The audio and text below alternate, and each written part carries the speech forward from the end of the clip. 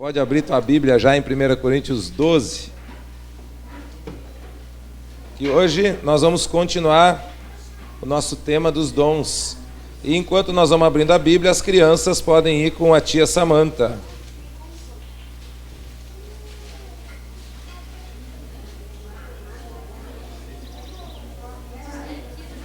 Ontem eu não liguei o cronômetro, não sei quantas horas eu preguei. Hoje eu vou ligar o cronômetro.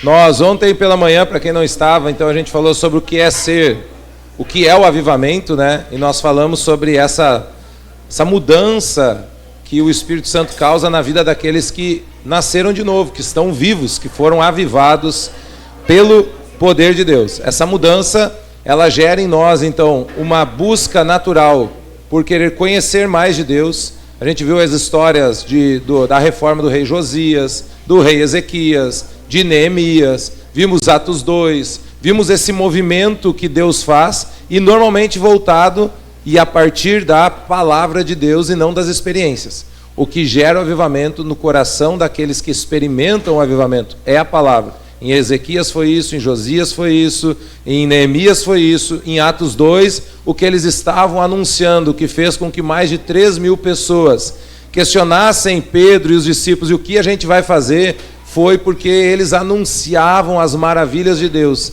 anunciaram o Evangelho, anunciaram a palavra de Deus, numa língua que todos eles compreendiam, e isso impactou eles e gerou essa mudança de coração, esse desejo de aprender mais, esse desejo de estar em comunhão. E a gente viu Atos 2, 42 ao 47, que é um resultado natural da transformação que Cristo faz em nós, da gente querer estar no ambiente onde os cristãos estão, falando com pessoas que falam uma língua parecida com a gente, né? O vulgo evangeliquez, né? Os glória a Deus, o amém, e essa linguagem que a gente conhece muito bem quando a gente escuta de longe, é crente, né? Onde tem nomes de gente crente. Citei o exemplo lá da minha experiência, né, de conhecer uma menina e já identificar só pelo nome dela que era filha de cristão. Então a gente falou disso de manhã. À noite eu reforcei a questão da salvação, usamos a ideia de Barrabás, falamos o que significa o nome de Barrabás. Bar é filho, Abba, pai, filho do pai, e que em Barrabás todos nós fomos libertos da condenação à morte. Todos nós somos libertos com Barrabás e substituídos na cruz por Jesus. Então o castigo que seria nosso, Jesus levou na cruz. Vimos um vídeo da ponte, né, com uma música linda, sei que toca os corações. Eu já vi várias vezes esse vídeo. Ontem olhei e mais uma vez me emocionei, principalmente quem é pai, imaginar sacrificar um filho para salvar pessoas estranhas, entre aspas, né? Então é uma parábola, né? É uma ideia parecida, botada ao lado, mas não dá ainda para mim a dimensão real do que foi a salvação, do que é a salvação, do que foi que Deus fez para nos alcançar com seu amor incondicional. Tivemos um tempo de oração, depois tivemos um tempo ainda ao redor da fogueira, com marshmallows, com mais canção, com comunhão. Hoje de manhã já tivemos um café, trilha, e agora nós vamos ter então a terceira mensagem aqui do nosso tempo de retiro, de acampamento, vivendo o avivamento. Entendemos o que é o avivamento e a partir de onde ele vem, da salvação. E agora a gente vai tentar entender um pouquinho o que é viver esse avivamento, né? O que o avivamento causa na vida de quem é avivado. Resumidamente, eu quero que você fique com isso no teu coração, o avivamento gera em nós um desejo de mostrar Cristo ao mundo. Um desejo de mostrar salvação ao mundo que vive em trevas, que vive perdido. Um amor por aqueles que estão perecendo. Isso é o que gera o avivamento. E a gente vai ver isso através do texto de 1 Coríntios 12, que ele tem uma explicação muito interessante sobre o porquê nós temos dons dados por Deus quando nós somos salvos e qual o objetivo desses dons, alguns perigos, algumas dificuldades que podem ser apresentadas, né, podem aparecer no caminho se a gente não usar os dons direito e se nós não entendermos o que é sermos vivos em Cristo e o que é viver o avivamento. Então vem comigo, 1 Coríntios 12, do 12 até o 31. Diversidade na unidade. Ora, assim como o corpo é uma unidade embora tenha muitos membros, e todos os membros, mesmo sendo muitos, formam um só corpo, assim também com respeito a Cristo. Pois em um só corpo todos nós fomos batizados em um único Espírito, quer judeus, quer gregos, quer escravos, quer livres, e a todos nós foi dado de beber de um único Espírito. Então, primeira parte, eu vou ir lendo aos poucos e a gente vai conversando. Versos 12 e 13. Somos um. A ideia desse texto, Paulo vai usar a ideia de um corpo. Um corpo tem vários membros, né? Mãos, pernas, olhos, cabeça, né? Tem membros e tem órgãos, né? Tem membros mais decorosos, tem membros menos decorosos. Na sequência vai falar disso. Mas todos os membros do corpo formam uma unidade. Quando você fala, você não diz assim: cara, minhas costas estão doentes, minhas mãos estão doentes, meu braço está doente. Você diz: eu estou doente. Você não diz: cara, minha cabeça está doente. Você diz: eu estou mal, minha cabeça dói. Você primeiro fala da unidade, eu, como corpo, como pessoa inteira, e depois você aponta aonde está o problema. Não é assim?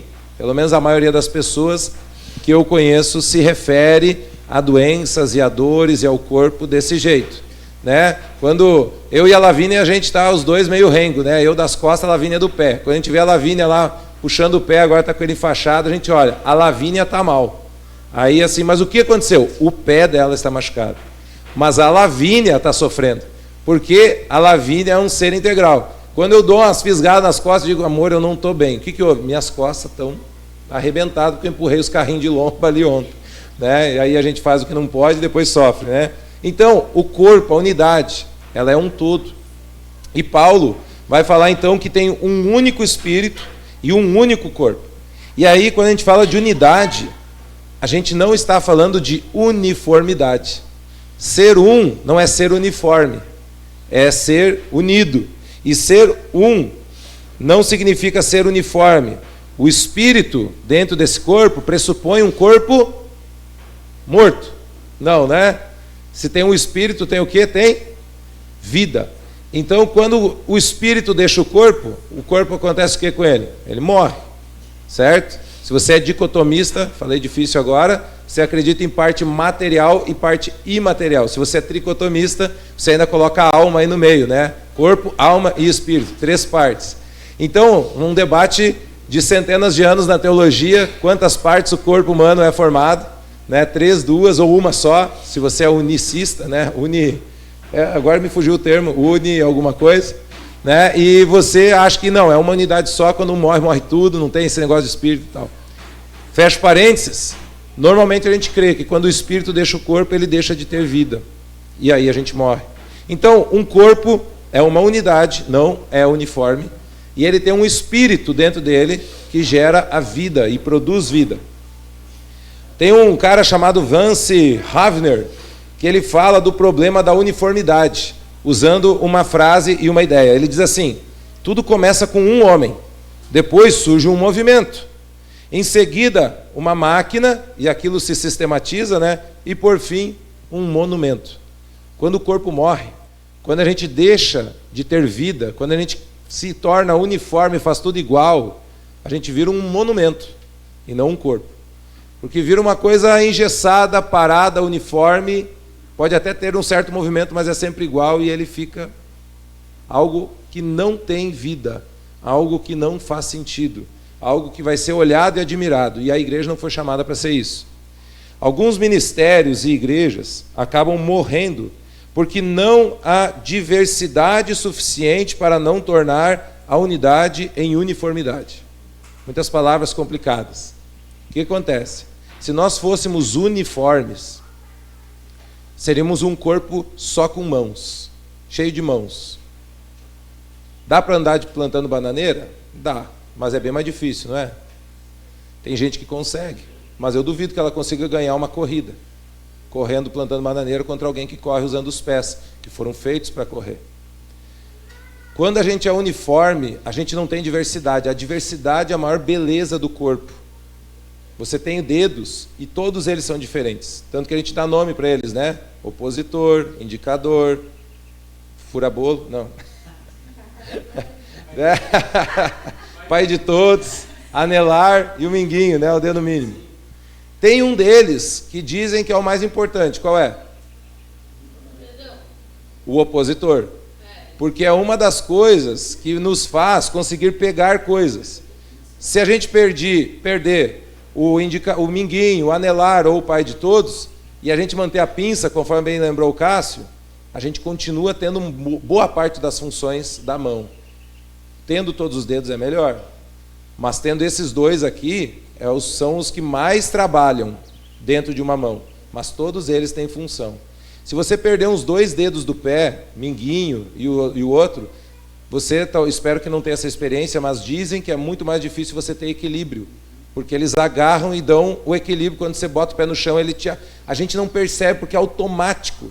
A gente não sabe a importância do minguinho no dedo do pé, mas ela está lá para nos ajudar a pisar e dar só um toquezinho para o lado para alinhar o pé.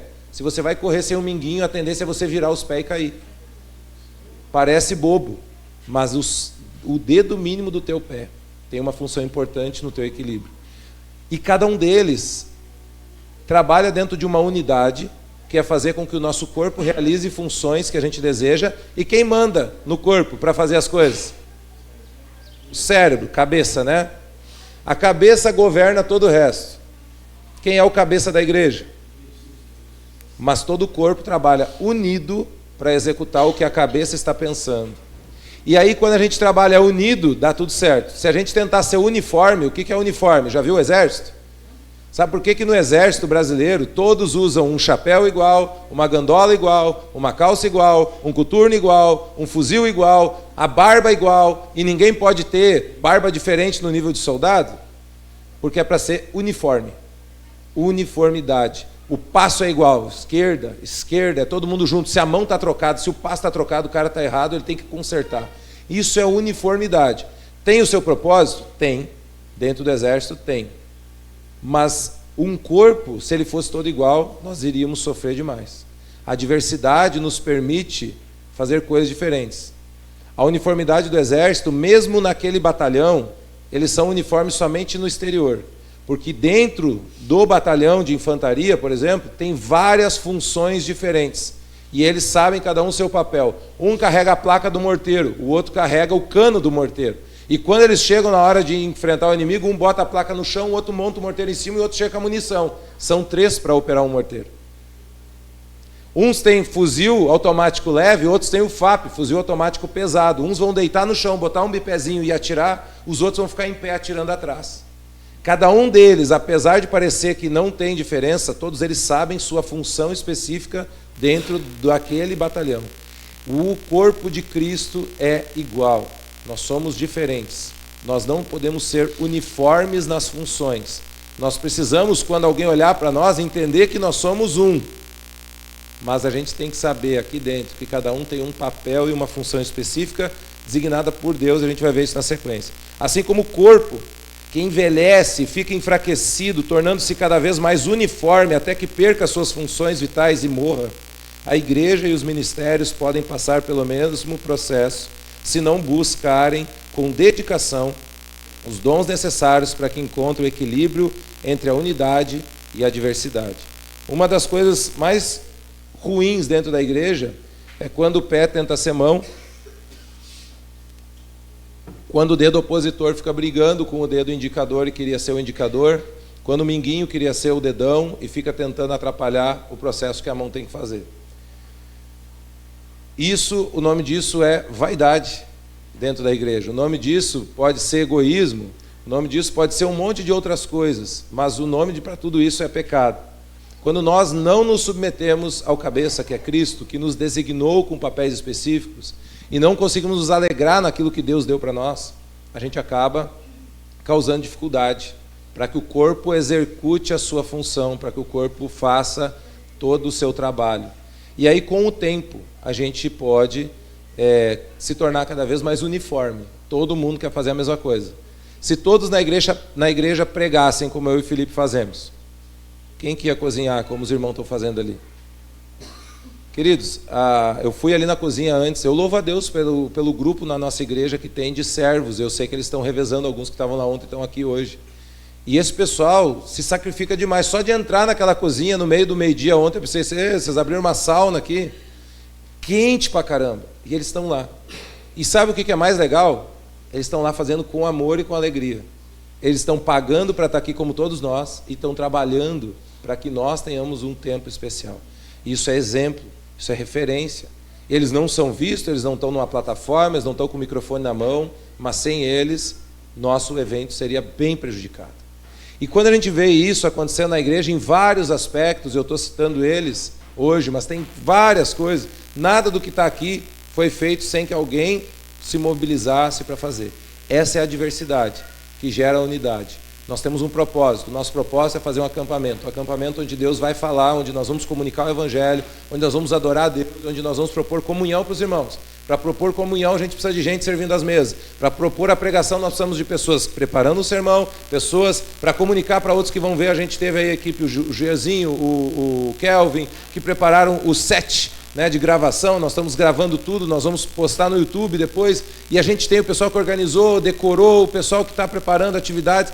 Tudo isso é feito com um objetivo: tornar o acampamento especial para todos nós.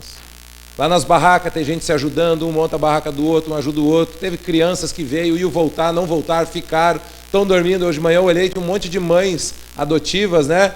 Não é as crianças que foram adotadas, foram as mães que foram adotadas, cuidando das crianças. E aí eu ainda falei com a Andréia, que maravilha, né?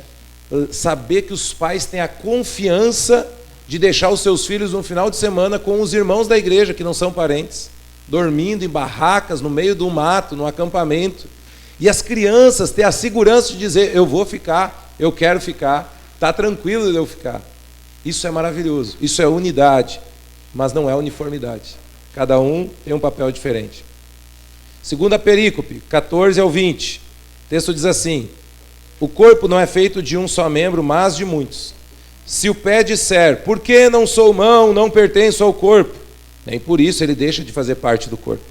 E se o ouvido disser, por que não sou olho, não pertenço ao corpo, nem por isso deixa de fazer parte do corpo. Se todo o corpo fosse olho, onde estaria a audição? Se todo o corpo fosse ouvido, onde estaria o olfato? Se de fato Deus dispôs cada um dos membros do corpo segundo a sua vontade. Se todos fossem um só membro, onde estaria o corpo? Assim, há muitos membros, mas um só corpo. Que maravilha, né?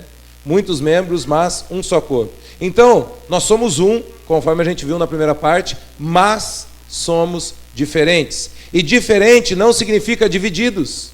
Diferente significa complementares. E isso é muito importante no reino de Deus. Quando a gente entende que o meu ministério complementa o ministério do outro, é maravilhoso. Nós temos aqui a Paulinha hoje, ontem tínhamos a Adri, traduzindo a palavra de Deus na linguagem de sinais para o cristiano. Nós nos complementamos. E eu dou muito trabalho para as gurias, porque eu falo muito rápido e muitas palavras difíceis. O certo seria eu falar bem mais pausado, mas eu sei que Deus ajuda elas a consertar as partes que faltam das palavras. Complementariedade. Se eu pegar o violão para tocar, você sabia que eu sei tocar violão? Ele estraga depois quando bate nos lugares, mas eu toco. Eu toco um pouquinho de violão. Se eu me preparar muito, a gente vai conseguir cantar alguma coisa se você tiver muito esforço de dizer assim, não, vamos na parceria com o pastor. Né? O Felipe chegou a se emocionar agora. Eba, mais um cara para o violão. Não, brincadeira. Eu aprendi isso porque teve lugares onde eu estive que não tinha ninguém como o pastor Felipe e a equipe de louvor que nós temos na igreja. Se você entende um pouquinho de música, você vai perceber que fazer o que ele e o Rodolfo fazem é extremamente difícil. Às vezes vocês vão ver, muitas vezes só o Felipe e o Rodolfo e mais um ou dois aqui. Por que sempre eles? Por que não bota os outros? Porque às vezes não tem tempo de ensaiar. Quanto mais instrumentos tu bota, mais ensaiado tem que estar para rodar. E o Felipe e o Rodolfo, o Felipe vai tocar uma música, ele olha para o Rodolfo e diz assim, é em mim. E sai tocando. E o Rodolfo sai tocando. E parece que eles ensaiaram o mês todo juntos. Porque não dá para perceber que eles estão na hora definindo a música e tocando juntos. O Felipe chegou a dizer ontem, eu nem sei que música nós vamos cantar agora, nós vamos cantar, né? Então nós vamos cantar essa. E aí vai, ele dá o tom, e o outro às vezes nem só olha, escuta o tom e sai tocando. Gente, isso é algo muito, muito acima da noção que eu tenho de música e da experiência que eu tenho. Para mim tocar 3 músicas num louvor, eu tenho que ensaiar um mês inteiro e brigar com a minha esposa um monte de vezes, porque ela não vai querer cantar, porque eu tenho o meu ritmo. Se botar um carrão do meu lado, se o carrão não me acompanha, eu vou me perder, porque eu tenho o meu tempo, o meu ritmo, eu me perco, eu me acho em algum momento. Mas a minha habilidade no louvor é desse tamanho. E a gente se complementa com o pastor Felipe e toda a equipe e o ministério que tem. O pessoal do ministério é ruim? De forma nenhuma, são anos-luz melhor do que eu, para cantar, para tocar, mas eu sei reconhecer que ele e o Rodolfo, do grupo que a gente tem, são diferenciados. Eu não tive muitas pessoas que passaram pela minha vida na área da música que têm um dom como eles têm. E eu sei que não é só dom, é muito suor também. Eles tocam muito e há muito tempo. E eles nos complementam. Agora, porque eu toco pouco, eu vou olhar para o pastor Felipe tocando e vou dizer, cara, ele nunca me chama para tocar violão. Que sacanagem. Vou ficar bravo com ele? Não. Qual é o objetivo do louvor? É levar as pessoas a adorar. Nós estamos fazendo isso? Glória a Deus, Felipe. Que bênção que tu está fazendo. Cara, que bom poder sentar aqui, contemplar e adorar, sem me preocupar com as notas que eu tenho que fazer e com o ritmo que eu estou tocando. É muito bom. Quando a gente entende a complementariedade e a gente entende que a gente é diferente, mas não precisa se dividir por isso, não precisa ficar brabo por isso, mas a gente precisa se complementar e saber cada um o seu papel, isso é maravilhoso. Eu normalmente no meio dos músicos eu sou o hold, eu mais monto equipamento e ajudo. O Felipe já me pediu 2 vezes uma palheta, eu não sou músico, eu tenho uma carteira com 3 palhetas sempre, porque eu estou sempre no meio de músico, e os músicos não têm palheta, não sei porquê, né? Queridos, a minha alegria é poder servir eles, para poder desfrutar do que eles têm para servir a gente, porque eles são maravilhosos fazendo isso.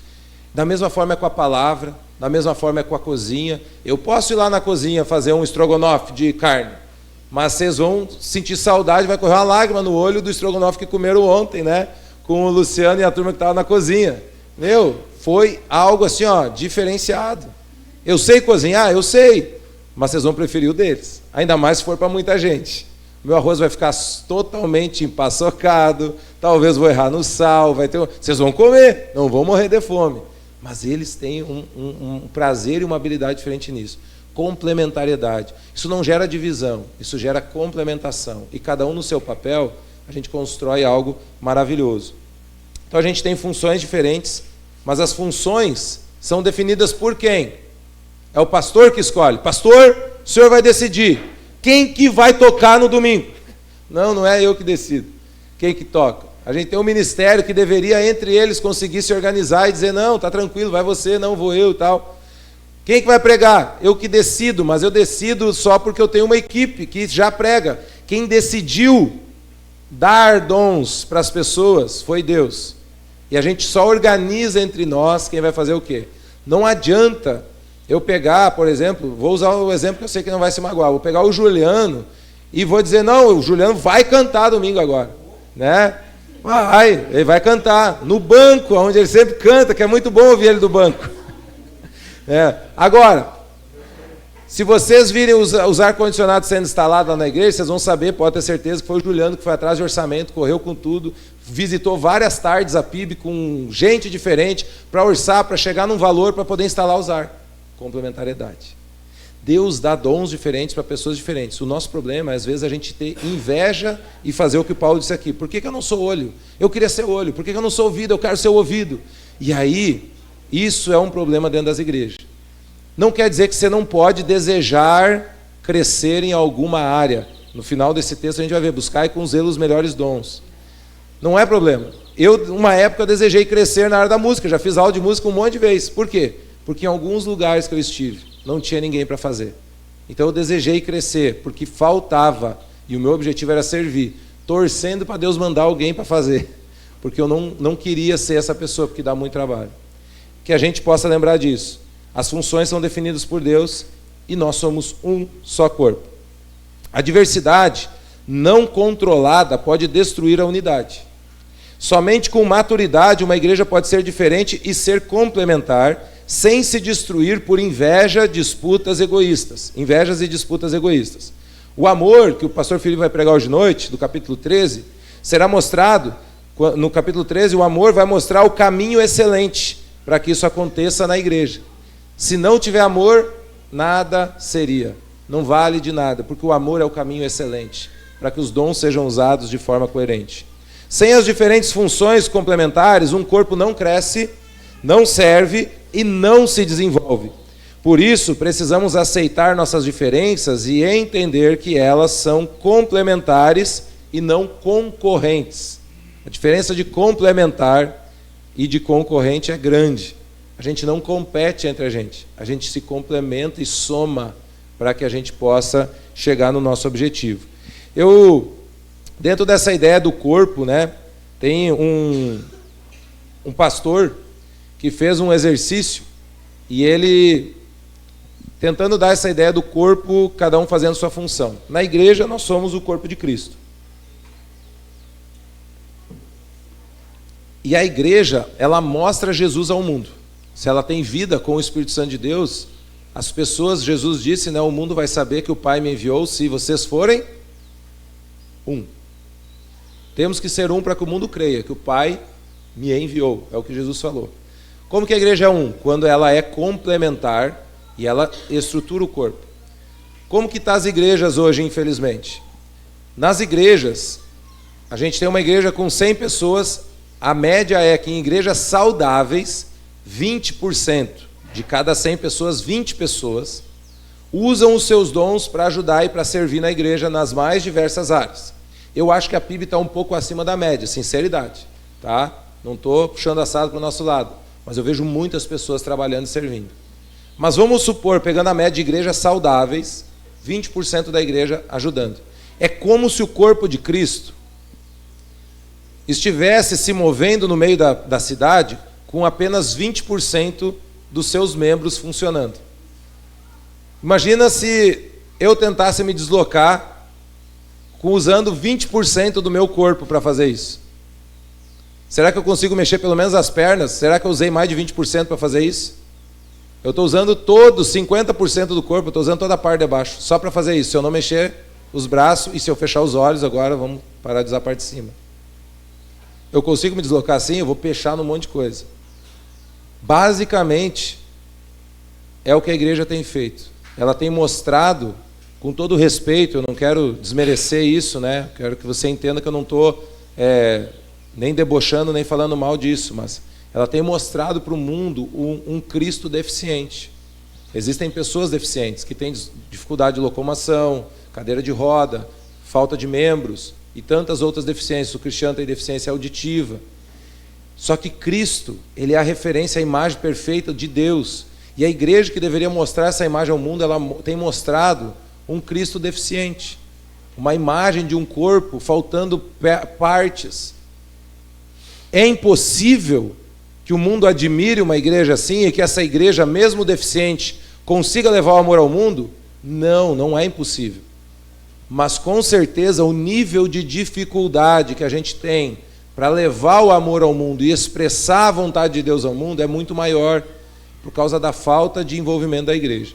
Eu quero mostrar para vocês um vídeo que mostra como dificuldades são apresentadas para uma igreja deficiente, ou para uma pessoa deficiente, mas ela consegue mesmo assim alcançar os resultados. Porém, é muito mais difícil. E hoje eu quero dizer para você que eu e você precisamos tornar esse trabalho mais fácil, fazendo a nossa parte no reino de Deus.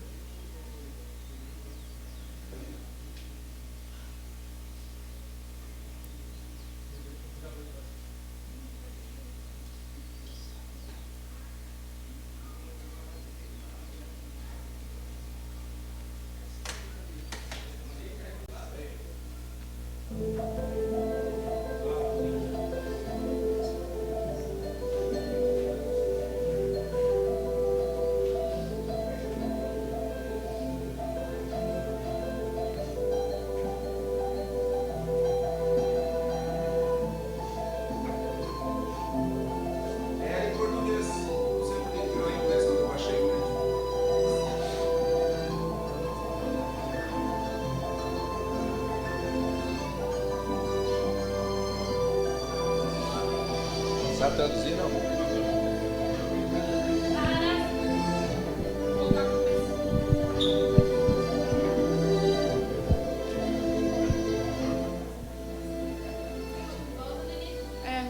Voltar do começo. Alô?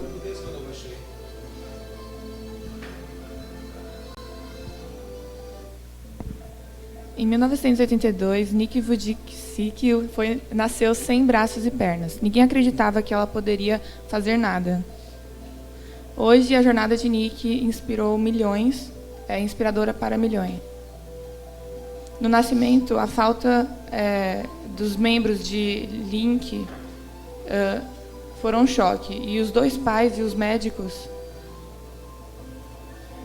a mãe dela falou, a mãe dele, leva ele embora. O meu pai confortou ela e disse, ele é lindo. Eles me levaram para casa, mas levou 4 meses para minha mãe concordar com isso.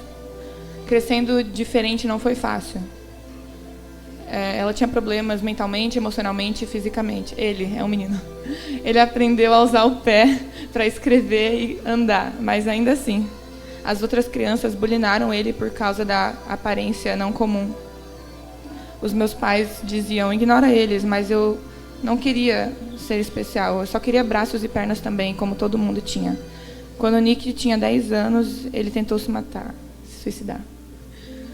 Eu sentia que eu não tinha valor e eu pensava que eu sempre seria um peso para os meus pais. E os pais dele falaram para ele,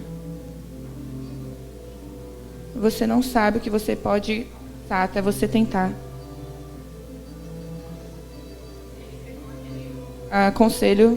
Levou aquele conselho para o coração, aprendeu a nadar e pescar, surfar e fazer snowboard. Ele joga golfe e toca bateria.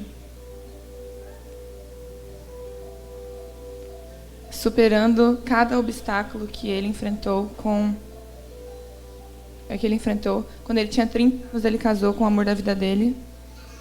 Hoje eles têm 4 filhos. E provando para o mundo que você não precisa de membros para seguir o seu sonho. A vida dele mudou depois de conhecer outro menino sem braços e pernas. Eles compartilharam experiências e Nick sabia que podia ajudar ele. Foi ali que ele percebeu o chamado dele de ajudar os outros. Ele começou uma palestras motivacionais quando ele tinha 19 anos. Eu tenho a escolha de ficar com raiva de Deus pelo que eu não tenho ou ser grato pelo que eu tenho. Através das palestras sobre as experiências dele e o que ele aprendeu da vida, ele espalha a mensagem dele de amor e fé. E inspira milhões ao redor do mundo. Por cada desabilidade que você tem, inabilidade, você é abençoado com mais do que habilidades suficientes para superar os seus desafios.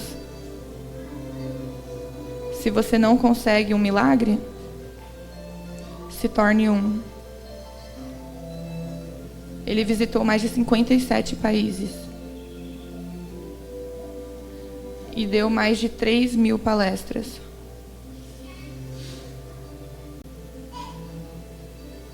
Algumas das quais atraíram a audiência de mais de 110.000 pessoas, dando esperança para todos, não importa onde nasceram, como nasceram.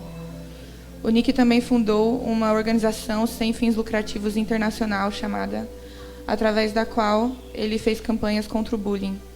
Eu gostaria que muitas coisas tivessem sido diferentes na minha vida, mas saber que eu posso ser um milagre para alguém me faz sentir que a vida vale a pena viver. Nos ajude a compartilhar a mensagem de Nick, que não importa como você nasceu, você pode conquistar qualquer coisa. Alguém deficiente pode fazer a diferença. A igreja, com dificuldades, ela pode ser inspiradora e pode fazer o seu trabalho. Mesmo que falte pessoas, o trabalho vai acontecer, porque o Deus que dá o trabalho, Ele vai fazer com que o trabalho seja executado. A tua limitação dentro da igreja pode se tornar uma desculpa para você não fazer alguma coisa, ou pode se tornar um desafio para você enfrentar e crescer e resolver. Se você tivesse um filho sem extremidades, que é o caso do Nick, talvez você reagiria como a mãe de Nick reagiu: tirem ele daqui. Ou você faria o que o pai de Nick fez, diz: ele é bonitinho. Tornaria aquele momento desafiador em uma piada, em uma brincadeira, e tentaria levar esse filho, mesmo que você até tivesse dificuldade de acreditar que ele pudesse, levar ele a se desafiar a poder. Eu tive o privilégio de ler um dos livros do Nick. É muito legal, muito legal. E ele conta uma experiência que eu nunca esqueci, que ele foi para um lugar, não lembro se era na África, onde é que era, numa das palestras, e daí ele, dentro dessa ideia de ser independente, ele disse que ia dormir sozinho. E aí ele foi dormir sozinho no quarto. Só que tinha muito mosquito. E ele não conseguia, por motivos óbvios, se proteger dos mosquitos. E ele estava tentando pedir ajuda e não conseguia, porque ele tinha dito que ia dormir sozinho no quarto. E o cara que estava acompanhando ele estava longe em outro quarto, e ele teve que se virar com os mosquitos no quarto. Os mosquitos viraram um desafio gigante para ele, porque ele não tem braço para se tapar, para se proteger, ele não tem essa condição. Mas ele enfrentava isso. Tem uma menina, tem um filme até da menina Soul Surfer, que ela perdeu uma das pernas numa mordida de tubarão, e ela é surfista, e ela surfa perdeu um braço, né? E ela surfa sem um dos braços. E para quem é surfista sabe que é difícil, né? Porque o braço é para equilíbrio. E o Nick já foi surfar com ela, já teve surfando com ela, né? Pegando ondas com ela. Eu nunca consegui pegar uma onda, o Nick já surfou, sem braço, sem perna. Queridos, a tua limitação é o que você colocar como limitação. A limitação que a gente tem está muito mais aqui dentro do que no nosso corpo ou na nossa habilidade ou falta dela. Todos nós podemos fazer mais no reino de Deus, podemos fazer mais nas áreas que nós desejamos fazer e que Deus muitas vezes coloca no nosso coração desejo de fazer, se nós buscarmos com coragem e com fé para fazer. E o Nick nos inspira dessa forma. A parte seguinte do texto, do 21 ao 26, o texto segue falando sobre o corpo. O texto diz o seguinte, o apóstolo Paulo: o olho não pode dizer à mão, não preciso de você, nem a cabeça pode dizer aos pés, não preciso de vocês. Ao contrário, os membros do corpo que parecem mais fracos são indispensáveis. E os membros que pensamos ser menos honrosos, tratamos com especial honra. E os membros que em nós são indecorosos, são tratados com decoro especial. Enquanto os que em nós são decorosos, não precisam ser tratados de maneira especial. Mas Deus estruturou o corpo, dando maior honra aos membros que dela tinham falta, a fim de que não haja divisão no corpo, mas sim que todos os membros tenham igual cuidado uns pelos outros. Quando um membro sofre, todos os outros sofrem com ele. Quando um membro é honrado, todos os outros se alegram com ele. Isso é unidade, sem divisão e sem competição, com complementariedade. Quando um sofre, todos sofrem. Quando o nosso objetivo como igreja não acontece, nós não procuramos bater, culpar, atacar, a gente procura resolver. Como pastor, em alguns momentos eu encontrei dificuldades para que algo acontecesse. E aí eu chego, olha, nós temos esse problema. Ah, mas eu falei que não adiantava fazer, porque a pessoa começa. Aí eu dou uma escutada e digo, ok, como que a gente pode resolver? Aí eu puxo a pessoa para o foco certo, porque o foco dela está errado. Quando a gente tem um problema, a gente precisa de resolver o problema na hora que o problema aparece, e não procurar o culpado quando o problema aparece. Quando um problema aparece num evento, numa atividade, num culto, num ministério, a gente tem que estar lá disposto para estender a mão e resolver. Pá, aconteceu isso, tá aí, vamos pensar aqui, vamos fazer isso então. Isso é sentir a dor do outro. Sabe como é não sentir a dor do outro? O pastor Felipe chega aqui, Minhoto, tô sem palheta. Cara, era tu que era responsável pelo louvor, te vira, velho. Por que tu não trouxe? Agora te vira, toca os dedos aí, rasga teus dedos, o problema é teu. Isso é o contrário de sentir a dor do outro membro que sofre e tentar ajudar ele. É um exemplo bem tosco, bem pequeno, bem singelo. Mas quando a gente amplia isso na igreja, isso vira um problemão. Muitas vezes na igreja, a gente tem pessoas feridas internamente, emocionalmente, E ao invés de sentir a dor do outro nessa hora para ajudar, a pessoa se sente bem de ver que o outro está falhando, e com ver o outro diminuindo, ela se sente crescendo. Ela diz, eu não falho desse jeito, se fosse eu não tinha acontecido isso, se fosse comigo eu tinha feito isso, e daí não ajuda em nada aqui, sai para lá e diz assim, tu viu? O que fez lá, está tudo errado. Se fosse eu que tivesse organizado, tinha acontecido isso, não estava desse jeito, agora está aí. Né? Isso gera divisão, isso gera afastamento emocional, isso não é sentir a dor do teu irmão que está com problema, e ele pode ter se desorganizado, ele pode ter se bagunçado, ele pode ter feito tudo errado, mas naquele momento é hora de estender a mão e ajudar ele a ser melhor. Sabe por quê? Quando você trabalhar um bíceps e o exercício é doloroso, e muitas vezes esse momento é um bíceps sendo trabalhado, numa próxima vez ele vai estar fortalecido, vai estar melhor experimentado, e ele não vai falhar. E muitas vezes a gente cresce errando dentro da igreja, fazendo e tendo a oportunidade de fazer errado, para que a gente se desenvolva e melhore com a nossa maturidade, com o nosso serviço e com o nosso desenvolvimento. É por isso que a gente tem tanta dificuldade como pais de dar tarefas para os filhos, porque a gente quer que eles façam como um adulto, mas eles são crianças, são adolescentes, eles não têm a maturidade de um adulto, e a gente exige deles isso, e isso nos irrita. Não é desse jeito, não é assim, é diferente, por que tu está fazendo assim? Eu estou falando de mim, não estou falando de vocês, é eu que faço isso. A gente precisa se conscientizar que o jeito que eles vão fazer é o jeito deles, e eles vão passar dificuldade. A gente tem que fazer muito mais perguntas e manter a mão estendida quando eles precisarem de ajuda, do que gritar e xingar e exigir que eles façam do meu jeito, porque eles vão só repetir e nunca vão ter a oportunidade de criar. Com o reino de Deus é igual. No corpo todos somos importantes, temos jeitos diferentes de fazer, mas o foco tem que ser o mesmo: unidade, não divisão; diversidade, não divisão; diversidade e não essa ideia de uniformidade, né? É unidade. Então todos nós somos importantes, e isso eu e você precisamos saber.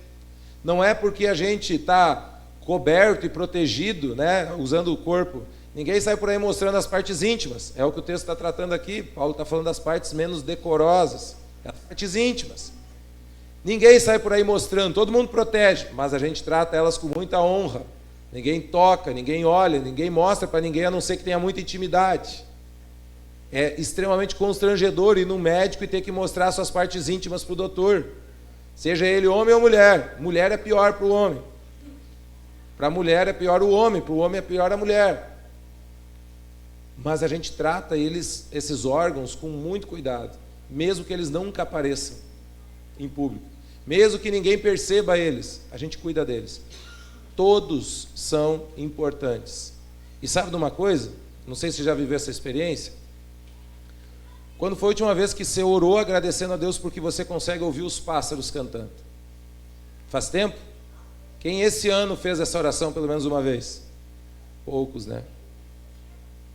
O cristiano não ouve, né? Mas sabe o que ele me fala? Porque ele tem uma leve percepção do som. Ele diz assim: como eu gostei daqui.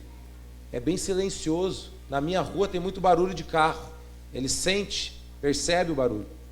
Ele consegue, assim como nós, perceber a beleza desse lugar também com a sua percepção auditiva. Sabe quando que a gente vai sentir falta da audição? Quando a gente perder ela. Quantos já agradeceram por conseguir falar e ter as cordas vocais funcionando e não tão que nem eu, lutando contra o refluxo e fazendo um exercício enorme para não ficar rouco? É uma bênção falar. As cordas vocais é uma das coisas que quando você perde não tem volta. Se você perder o teu sistema fono de fala, ainda não há cirurgia de reconstrução de corda vocal que eu conheça, pelo menos talvez até tenha, mas eu não conheço, que faça alguém que ficou mudo voltar a falar. A gente esquece de agradecer. Sabe quando que a gente sente falta da voz? Quando a corda roupa e não sai voz. A gente precisa lembrar que todos nós somos importantes no corpo. Mesmo que, fazendo o que a gente faz todas as semanas na igreja, ninguém chegue nas nossas costas e nos dê 2 tapinhas e agradeça pelo que a gente está fazendo. A gente precisa ter a nossa consciência no reino de Deus, do nosso lugar que Deus nos chamou para estar, e se alegrar com Deus no que a gente faz, e não com um tapinha nas costas do irmão. Isso é ser corpo. É entender que mesmo aqueles que não têm tanta honra ou tanto valor dentro do corpo, que não são tão visíveis, têm o seu papel e a sua importância para que o corpo avance. Então não é motivo para discussão e inveja o teu cargo, ou tua função, ou o teu dom. Ninguém deve excluir os outros, ninguém é dispensável dentro do reino.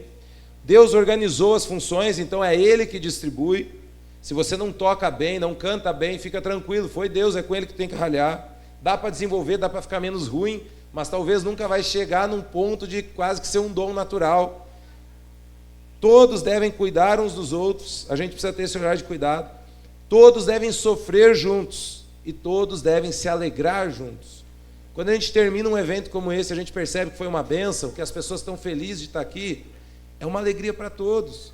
Se a gente terminar um evento como esse e perceber que alguém não gostou, ficou frustrado, tem que ser uma tristeza de todos.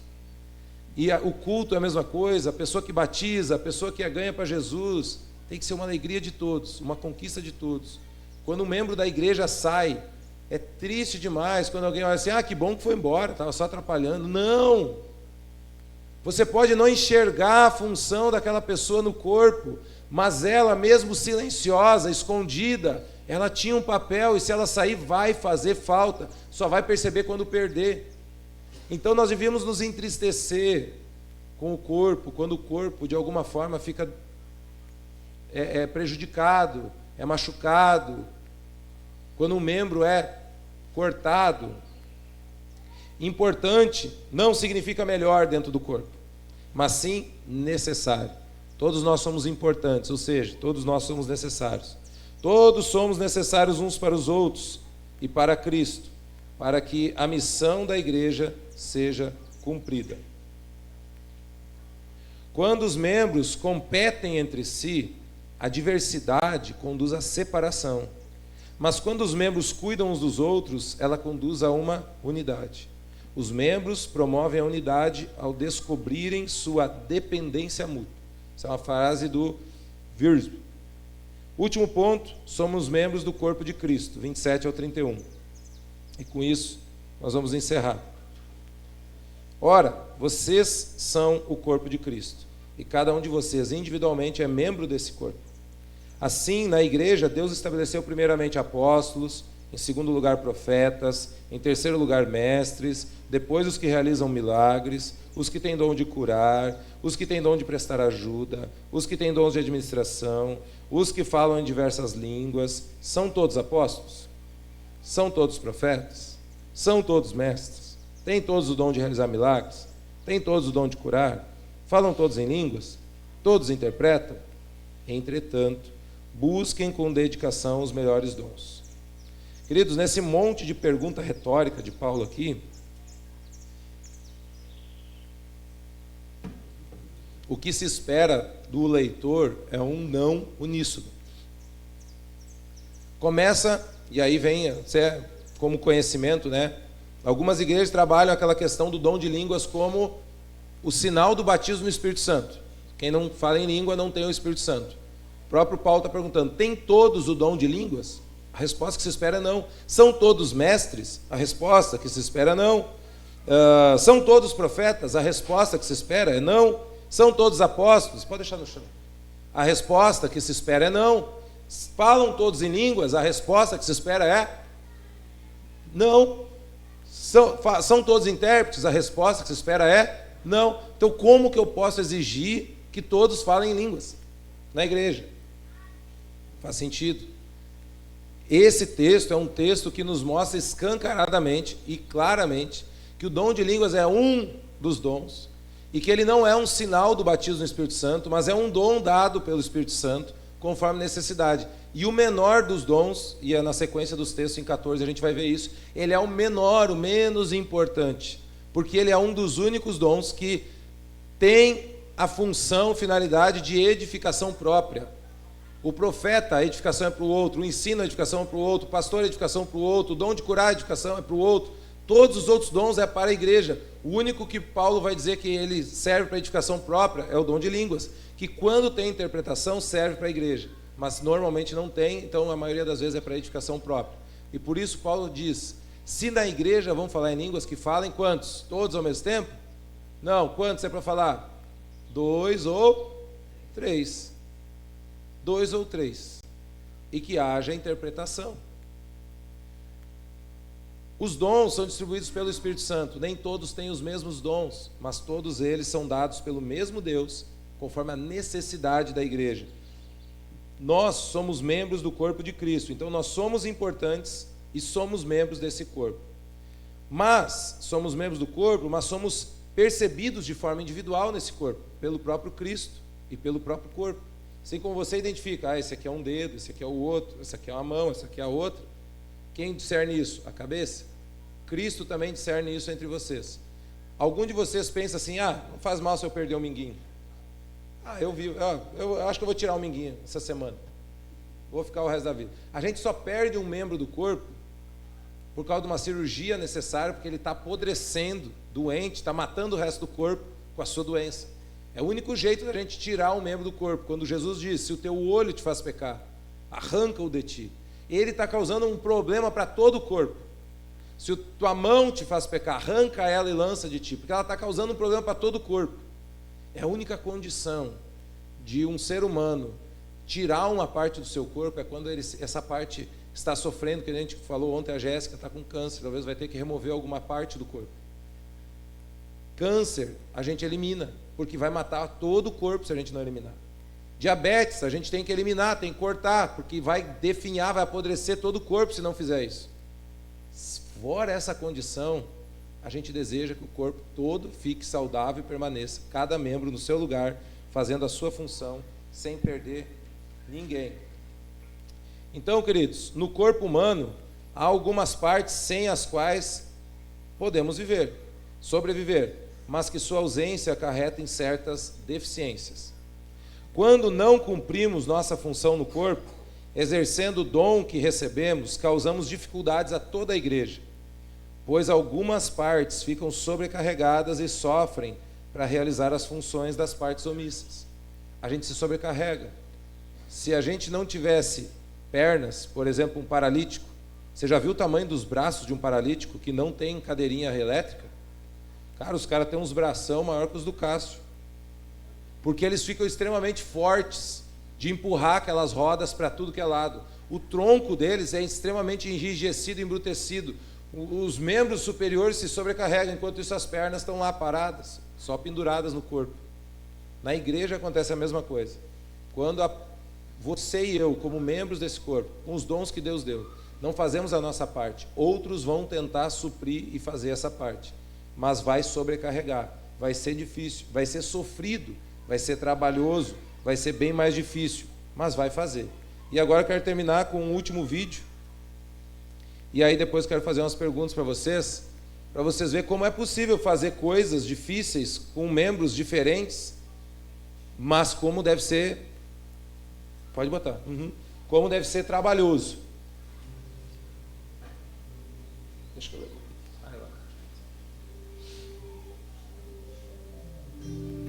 Eu não sei tocar guitarra nem com as mãos, mas esse cara aprendeu a tocar com os pés, fazendo solo e tudo.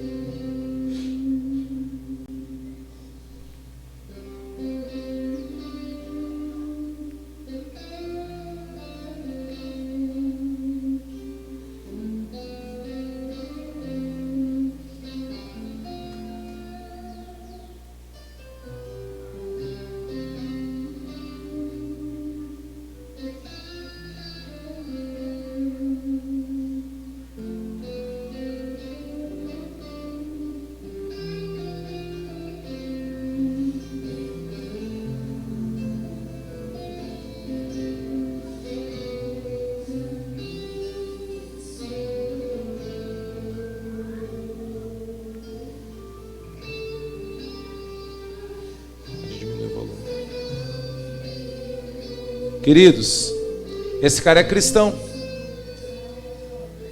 Ele não tem braços, ele nasceu assim. Deus formou ele assim. E ele acredita que Deus é o Senhor da vida dele. Ele não é um revoltado contra Deus. Ele ama o Senhor. E ele tem procurado servir ao Senhor. Se eu não me engano, esse cara já tocou com alguns caras famosos na área da música, em lugares, tem vídeos com ele. Esse menino se dedicou e aprendeu a tocar um instrumento musical com os pés. O que é impossível para nós? Qual que é a nossa limitação em fazer a nossa parte no reino de Deus? O que tem nos impedido de fazer algo a mais para o Senhor, para que o corpo de Cristo seja visto e que Cristo seja reconhecido como Senhor e como o enviado de Deus para salvar o mundo?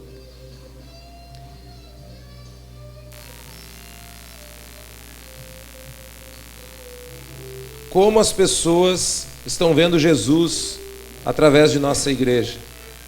E o que você e eu vamos fazer para que isso mude? A gente pode continuar acusando, atacando, culpando e se dividindo cada vez mais, se afastando quando eu não gosto, quando não é do jeito que eu queria, ou a gente pode se unir num mesmo objetivo, não uniformemente, porque nós somos diferentes, mas em unidade, para construir uma igreja que atenda uma sociedade que precisa ouvir a palavra de Deus, e muito mais do que ouvir, eles precisam ver em nós o amor de Cristo, a unidade que Cristo gera e o poder de Deus se manifestando em nosso meio. O texto terminou em: busque com zelo os melhores dons. É interessante que o texto usa um entretanto aqui. Busquem com dedicação os melhores dons. A ideia não é que você busque o dom mais importante. Por isso que tem um entretanto. Ele acabou de citar os dons em ordem hierárquica de importância para a igreja. É extremamente importante aquela ordem, porque foi a ordem como a construção da igreja se deu para que ela chegasse onde chegou. Mas tem um entretanto: busque com zelo os melhores dons. Quais são os melhores dons hoje para a PIB? O que a PIB precisa? O que a igreja que você está precisa para que ela avance, para que ela vá mais longe? É isso que nós precisamos orar, pensar, refletir e buscar. As pessoas conhecerão a Jesus através da expressão do seu corpo, ou seja, da igreja do Senhor. Por isso é tão importante entendermos nosso dom e nossa função, para que, buscando com zelo e dedicação os melhores dons, o mundo reconheça que Cristo é Salvador, enviado por Deus para nos salvar. Isso é avivamento. É sermos um na diversidade e através da complementariedade, sem brigas por invejas e vaidades, mostrar Jesus Cristo ao mundo através da unidade em nossa comunidade. Quero orar com vocês, pedir que Deus nos abençoe e nos ajude nessa busca. Mas antes de orar por vocês, quero dar um tempo para vocês orarem. Fale com o Senhor a respeito dos dons, a respeito de como você tem visto e usado os teus dons dentro da tua igreja, como você pode talvez fazer isso diferente. Se você não sabe o que fazer, peça que Deus te ajude, peça a direção, peça que Ele te mostre. Tenha um tempo de oração com o Senhor.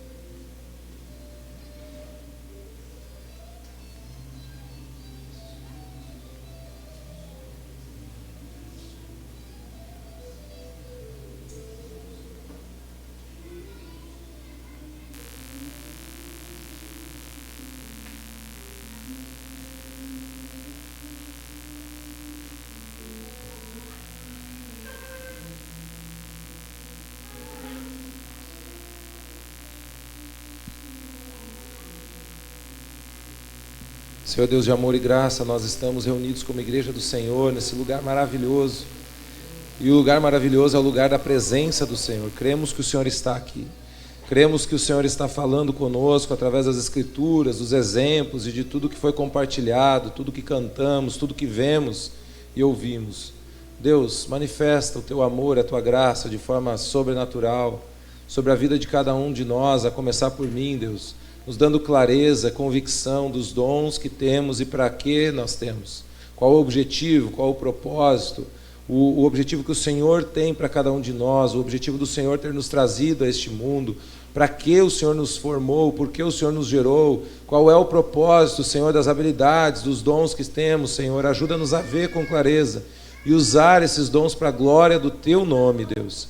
Eu peço por aqueles que ainda não têm clareza disso, que estão buscando, Senhor, mostra de forma sobrenatural, mostra as necessidades da igreja, mostra as dificuldades que temos, mostra as dificuldades do reino de Deus, no reino de Deus, para que o Teu nome seja glorificado, exaltado, que essas pessoas possam servir nas mais diversas áreas, para a glória do Teu nome, Pai, e que dessa forma nenhum deles, nenhum de nós, Senhor, venhamos a competir entre nós, venhamos a disputar, Senhor, mas venhamos a nos complementar, venhamos a somar uns com os outros, para que o Teu nome seja engrandecido, que o Senhor seja conhecido e reconhecido como Senhor, em nome de Jesus, Pai. Eu oro, Te louvo e Te agradeço, Pai, por tudo. Amém e amém. Queridos, Deus abençoe a vida de vocês. Essa parte da palavra, do culto, da celebração que nós tínhamos para hoje de manhã. Hoje de noite o pastor Felipe vai trazer a palavra sobre o caminho excelente.